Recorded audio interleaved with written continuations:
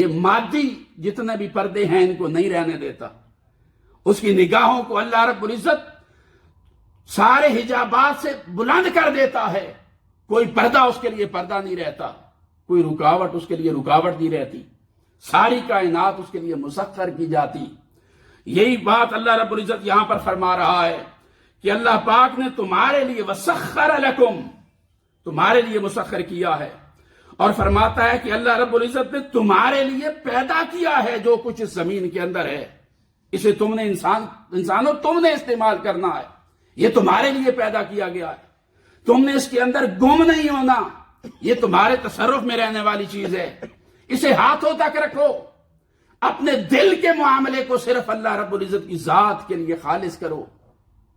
یہاں پر اللہ رب العزت ان مکہ کے لوگوں سے خطاب کر کے کہہ رہا ہے جو بتوں کی پرستش میں گم ہو گئے, مولا کو بھول گئے, اس کی بارگاہ سے محروم ہو گئے, جو اعلیٰ انسانی اخلاقی قدروں سے محروم ہو گئے, گراوٹ کا شکار ہو گئے, ظلم اور بربریت کا شکار ہو گئے, توحید کا, اللہ کی نسبت اور معرفت کا راستہ بھول گئے. انہیں فرمایا جا رہا ہے کہ اے ان بتوں کے سامنے جبین نیاز خم کرنے والوں, اس کائنات کی وسعتوں میں گم ہونے والوں, یہ ساری کائنات تو میں نے تمہارے لیے پیدا کی تھی. اس کا ایک ایک ذرے کو میں نے تمہاری خدمت کے لیے بنایا تھا. میں نے ایک ایک چیز کو تمہارے لیے مسخر کیا تھا. تمہیں صرف اس لیے پیدا کیا تھا ما خلقت الجن والانس الا لیعبدون, تاکہ تم میری معرفت حاصل کرو. تمہیں میں نے اپنے لیے بنایا تھا اور ساری کائنات کو تمہارے لیے بنایا تھا, مگر تم نے میری بارگاہ کو چھوڑ دیا. اور اس کائنات کی خدمت میں نے اسے تمہاری خدمت کے لیے بنایا تھا. تم مخدوم تھے, یہ کائنات خادم تھی, مگر افسوس کہ تم اس کے خادم بن گئے اور تم نے اس دنیا کو مخدوم بنا دیا. اور نام بھی رکھا دنیا. دنیا دنی سے ہے, دنی گھٹیا کو کہتے. یہ کم تر چیز تھی. میری نگاہ میں اس کی کوئی اہمیت نہ تھی. تمہاری اہمیت ہے میری نگاہ میں. یہ کم تر. لو کانت الدنیا تعدل عند اللہ جناح بعوضۃ. حضور نے فرمایا, اللہ پاک فرماتا ہے کہ اگر یہ دنیا میری نگاہ کے اندر مچھر کے ایک پر کے برابر بھی وقعت رکھتی تو کسی کافر کو یہاں سے پانی کا ایک قطرہ بھی نہ دیا جاتا. مگر اس کی اللہ کی نگاہ میں کوئی حیثیت نہیں. الدنیا جیفہ, یہ مردار ہے. مومن وہ ہے جو اس دنیا کا طالب نہیں بلکہ مولا کا طالب بنتا. اللہ رب العزت توحید کے دلائل سکھاتے ہوئے یہی خطاب کر رہا ہے. یہ سارا کچھ تمہارے لیے تھا مگر تم میرے لیے تھے. تمہیں اس لیے پیدا نہیں فرمایا تھا کہ تم کائنات کے اندر گم ہو جاؤ. تمہیں مادی انسان بننے کے لیے نہیں, روحانی انسان بننے کے لیے پیدا کیا تھا. جس دنیا کے سامنے بھاگ رہے ہو, اگر تم مادی کی بجائے روحانی بن جاؤ, یہ تمہارے پیچھے چلنا شروع کر دے. اسے تمہارے لیے مسخر کر دیا جائے. تاجدار انبیاء صلی اللہ علیہ وآلہ وسلم روحانیت کے اس مقام پر فائز کہ ساری کائنات آپ کے لیے مسخر. کسی کے لیے ہوائیں مسخر کی گئیں, کسی کو طیّ لسانی دیا گیا, طیّ زمانی و مکانی دیے گئے, کسی کے لیے زمین مسخر ہوئی, ہوائیں مسخر ہو گئیں. انسان کے لیے اللہ رب العزت نے ہمیشہ یہ کائنات مسخر کی. اور تاجدار انبیاء صلی اللہ علیہ وآلہ وسلم, آپ کو اللہ رب العزت نے یہ مقام عطا فرمایا ہے کہ آقا علیہ الصلوۃ والسلام پوری کائنات کو اس طرح دیکھتے ہیں جیسے رائی کا دانہ ہتھیلی پر ہو. یہ تو آپ کی امتیوں کی بھی شان ہے. حضور علیہ الصلوۃ والسلام اور پھر نگاہ یہ عطا فرمائی گئی کہ انسان روحانی ہو جائے تو اس کی نگاہوں کے سامنے پردے نہیں ہوتے. آقا علیہ الصلوۃ والسلام نے نماز کسوف پڑھائی, مصلی پر کھڑے ہوئے.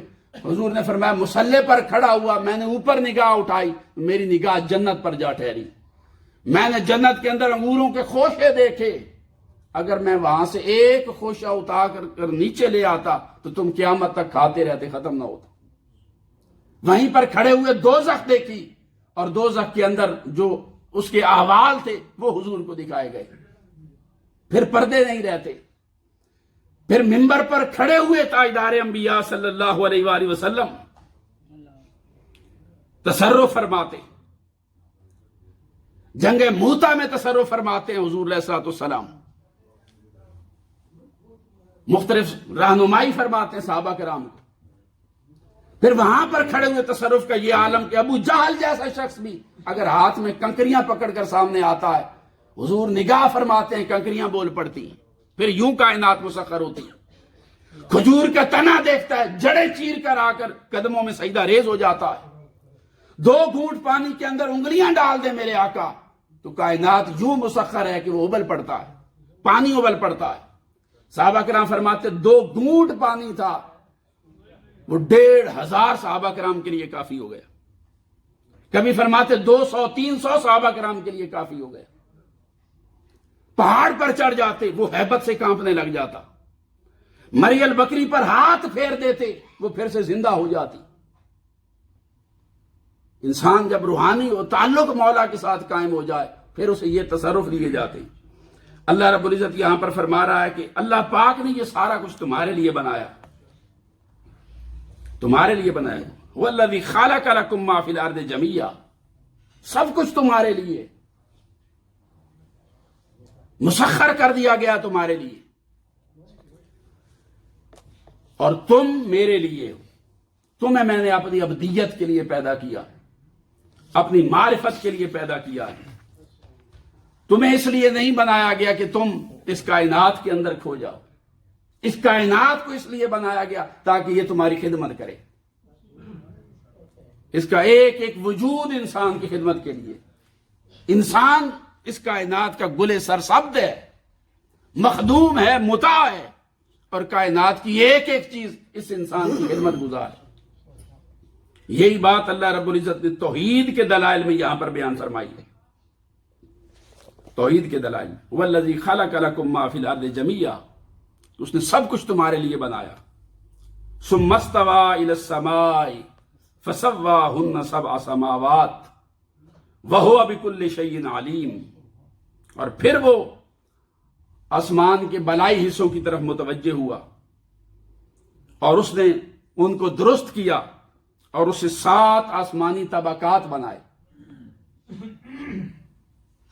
اور وہ ہر چیز کا جانے والا، بہترین جانے والا، بِكُلِّ شَيْءٍ عَلِيمٌ، علم رکھنے والا. تو یہاں پر ان 2 مسلسل آیات کے اندر اللہ رب العزت نے اہل مکہ کو اپنی توحید کے دلائل بیان فرمائے. کیسے انکار کرتے ہو اس کا؟ تم مردہ تھے، تمہاری حیثیت کوئی نہ تھی، تمہیں اس نے عدم سے وجود بخشا ہے، تمہیں تخلیق کیا ہے، پھر موت دے گا، موت کے بعد پھر زندہ کرے گا. وہ ذات جب تم کچھ بھی نہ تھے، تمہارا جسم بھی نہیں تھا، جس نے تمہیں عدم سے وجود بخشا ہے، اس کے لیے تمہیں زندہ کر لینا پھر کون سا مشکل اور ناممکن ہے. اس پر تفصیل سے ہم نے پچھلے جمعے پہ بات کی. یہ دلائل دیے جا رہے تھے منکرین کو، جو اللہ رب العزت کو بھول کر بتوں کی پوجا میں مست ہو چکے تھے، اور جو کہتے تھے یہ دنیا جو ہے لہو و لعب کے لیے چند دن کی ہے، بس کھیل لو، تماشا کر لو، پھر جب یہاں سے واپس جائیں گے تو اور کچھ نہیں، آگے کوئی حساب کتاب نہیں، دوبارہ کی کوئی زندگی نہیں. وہ تو رجعٌ بعید ہے، دوبارہ اٹھایا جانا یہ کیسے ممکن ہے کہ جب ہم مر جائیں گے وَكُنَّا تُرَابًا، مٹی ہو جائیں گے تو ہمیں دوبارہ اٹھایا جائے گا. کہتے ہیں یہ ممکن نہیں. اللہ پاک انہیں فرما رہا کہ یہ کیسے ممکن نہیں ہے، میں تو عدم سے وجود دے سکتا ہوں، تمہیں پہلے بھی پیدا کیا، پھر موت آئے گی، پھر پیدا کروں گا، پھر تمہیں میری بارگاہ میں لوٹایا جائے گا. میرا انکار کیسے کر سکتے ہو؟ اور میں وہ رب ہوں جس نے ساری کائنات کو تخلیق کیا ہے اور تخلیق کر کے تمہارے لیے مسخر کر دیا ہے. تم اس کائنات کی نعمتوں کو ہر روز استعمال کرتے ہو، اس کے پھل کھاتے ہو، میرا پیدا کردہ پانی پیتے ہو، میری نعمتوں کو استعمال کرتے ہو، اور ساری نعمتیں کھا کر میری شکر گزاری کی بجائے میرے ساتھ کفر کرتے ہو. یہ بات بتائی جا رہی ہے، سمجھائی جا رہی ہے کہ عقل کرو، شعور کرو، غور و فکر کرو. کائنات کے اندر اگر تم عقل استعمال کرنے لگ جاؤ اور غور و فکر کرنے لگ جاؤ تو اسی نتیجے پر پہنچو گے کہ یہ کائنات خود سے نہیں، کوئی ہستی ہے جس نے اس کو وجود عطا فرمایا ہے. خود سے تو کچھ نہیں آتا. تم دیکھتے ہو سورج طلوع و غروب ہو رہا ہے، وہ خود سے نہیں ہوتا، اس کے نظام کو کوئی چلا رہا ہے، وہ اس نظام سے منحرف نہیں ہو رہا، اپنے آربٹ سے، اپنی لائن سے باہر نہیں نکل رہا، کلیش نہیں ہو رہا سورج کا، چاند کا، ستاروں کا، زمین کا، آپس میں کلیش نہیں ہو رہا۔ کروڑ ہا سال سے تم دیکھ رہے ایک سسٹم، ایک نظام چل رہا ہے، یہ خود سے ہو گیا، خود سے کچھ نہیں ہوتا۔ یہ توحید کے دلائل دیے جا رہے ہیں، کونی دلائل؟ غور و فکر کرو، تدبر و تفکر کرو۔ یہ نتیجہ تم نے کہاں سے نکال لیا کہ یہ سب کچھ خود سے ہو گیا ہے؟ خود سے تو تمہارے ہاں آج ایک پینسل نہیں بن سکتی، ایک کاغذ خود سے نہیں بنتا۔ تم نے موبائل بنائے، جتنی چیزیں بنائی تم نے بنائی ہیں، کوئی چیز خود سے نہیں بنی۔ جس طرح چھوٹے اپنے استعمال کی چیزوں کو تم نے میری ہی پیدا کردہ مصنوعات کو، میری ہی پیدا کردہ عناصر کو استعمال کر کے تم اپنے لیے استعمال کرتے ہو، میں وہ رب ہوں جس نے ان عناصر کو بھی پیدا کیا ہے۔ تم لوہے کو استعمال کر کے گاڑیاں بناتے ہو، میں وہ رب ہوں جس نے لوہا بنایا ہے۔ تم پانی کو استعمال کر کے مختلف چیزیں بناتے ہو، میں وہ رب ہوں جس نے پانی بنایا ہے۔ تم سورج سے توانائی حاصل کرتے ہو، میں وہ رب ہوں جس نے سورج بنایا ہے، جس نے تمہارے مہینوں کے نظام کو سورج اور چاند کے تابع کر دیا ہے، تمہارے وقت کو سورج کے تابع کر دیا ہے، تمہارے موسموں کو سورج کے تابع کر دیا ہے۔ ہر چیز خود بخود سے نہیں ہو رہی، کوئی کرنے والا ہے۔ کیسے انکار کر سکتے ہو اس کا؟ اپنے وجود میں غور کرو گے تو تم کچھ نہ تھے، میں نے تمہیں پیدا کیا، پھر موت دوں گا، پھر پیدا کروں گا۔ تمہارے یہ موت اور حیات کے فلسفے میں بھی میرے ہونے کے دلائل ہیں۔ کائنات میں غور کر لو تو کائنات کی ایک ایک چیز میرے ہونے کا پتہ دے رہی ہے، ایک ایک چیز میری ربوبیت کا اعلان کر رہی ہے، میری الوہیت کا اعلان کر رہی ہے۔ یہ سارا کچھ دیکھ کر پھر کہتے ہو کہ رب نہیں ہے۔ اللہ پاک فرماتا ہے عقل سے کام لو، میں وہ رب ہوں، والذی خلق لکم ما فی الارض جمیعا۔ جو کچھ تمہیں نظر آتا ہے یہ سب کچھ میں نے پیدا کیا، تمہارے لیے پیدا کیا ہے۔ خلق لکم، تمہارے لیے پیدا کیا ہے۔ اور میں کسی ایک چیز کو اگر روک دوں تم اس کا متبادل بنانے کی بھی قوت نہیں رکھتے۔ میں صرف تمہارے لیے سانس بند کر دوں، ہوا بند کر دوں، تمہاری پوری کائنات کولیپس ہو جائے، ختم ہو جائے۔ صرف پانی اٹھا لوں تم سارے ختم ہو جاؤ۔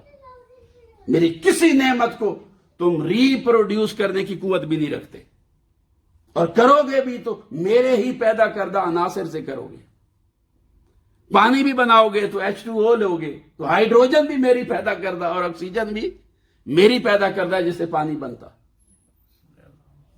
تو یہ بار بار سائنس کی دلائل بھی دی اللہ رب العزت نے، قومی دلائل دیے اپنی توحید کے اوپر، انسان کے اپنے وجود کے دلائل دیے۔ اپنے وجود میں غور کر، تیری آنکھ بنائی ہے، تیرا قائم کردہ، تیرا بنایا ہوا کیمرہ آج تک آنکھ جتنی قوت نہیں رکھتا۔ جتنے فنکشنز آنکھ کے اندر ہیں وہ اس کے اندر نہیں ہے، وہ محتاج ہے اپنے آپریٹر کا۔ تمہارے وجود کے اندر اپنے غور اور فکر کرو، تمہارے کان میں نے کیسے بنائے، تمہاری ناک کیسے بنائی، اس سے بہتر تمہاری کوئی شکل ممکن نہ تھی۔ تمہارے وجود کے اعضاء کی اس سے بہتر کوئی اور شکل ممکن ہی نہ تھی۔ میں نے تمہیں احسن التقویم بنایا ہے۔ تصور کریں اگر انسان کا ناک یہاں پر نہ ہوتا صرف ڈائریکٹ سوراخ ہوتے، کیا کرتے آپ؟ اچھے لگتے؟ اس نے اس کے اندر بھی بال اگائے، اندر نمی رکھی تاکہ سانس بھی لو تو فلٹر ہو کر اندر جائے۔ یہاں پر خوشبو کو ناک کے ساتھ کے کھاتے ہوئے نوالے سے تمہیں پتہ چل جائے کہ باسی ہے یا تازہ ہے۔ وہ خوشبو سونگ کر تمہارے اندر اشتہا پہلے سے پیدا ہو جائے تاکہ تمہارا نظام ہضم اچھا کام کرے۔ کس چیز کا انکار کرو گے؟ اپنے وجود میں غور کرو گے تو میرے ہونے کا پتہ ملے گا، کائنات میں غور کرو گے تو میرے ہونے کی خبر ملے گی۔ کیف تکفرون، کیسے انکار کر سکتے ہو؟ اور میں نے یہ سارا کچھ بنا کر پھر سارا کچھ تمہیں دے دیا، مسخر کر دیا، دن رات مسخر کر دیے، سورج چاند ستارے، سمندر، مخلوقات، طرح طرح کی گوشت والی چیزیں تمہارے لیے مسخر کر دی، سبزیاں، فروٹ، پھل مسخر کر دی۔ تو ایک ایک چیز میں اللہ رب العزت کی طرف سے انسان کو جھنجھوڑا جاتا ہے کہ واپس لوٹ کر آؤ، اس کی توحید کی معرفت حاصل کرو، اس کی بارگاہ سے اپنا تعلق جوڑو تاکہ مادیت سے نکل کر روحانی انسان بن جاؤ۔ اور جب روحانی انسان بن جاؤ گے تو میں تمہاری آنکھوں کے لیے کوئی پردہ نہیں رہنے دوں گا۔ میں جب روحانی انسان بنو گے تو اپنی قربت کا وہ درجہ دوں گا کہ ہاتھ تمہارا ہوگا مگر فعل میرا ہو جائے گا، کان تمہارے ہوں گے سننا میرا ہو جائے گا، زبان تمہاری ہوگی بولنا میرا ہو جائے گا، قدم تمہارے ہوں گے چلنا میرا ہو جائے گا۔ بولنا تمہارا ہوگا مگر وہ تمہارا نہیں، زبان تمہاری ہلے گی، بولنا میرا ہو جائے گا۔ گفتہ ہوں گفتہ اللہ بود گرچہ از حلقوں میں عبداللہ بود۔ تو یہ اللہ رب العزت نے اس آیہ مبارکہ کے پہلے حصے میں انسان کے ساتھ خطاب کر کے اسے اپنی توحید کی دعوت دی کہ یہ کائنات کی وسعتوں میں گم ہونے کی بجائے اپنے من میں ڈوب کر پا جا سراغ زندگی۔ تو اگر میرا نہیں بنتا نہ بن، اپنا تو بن۔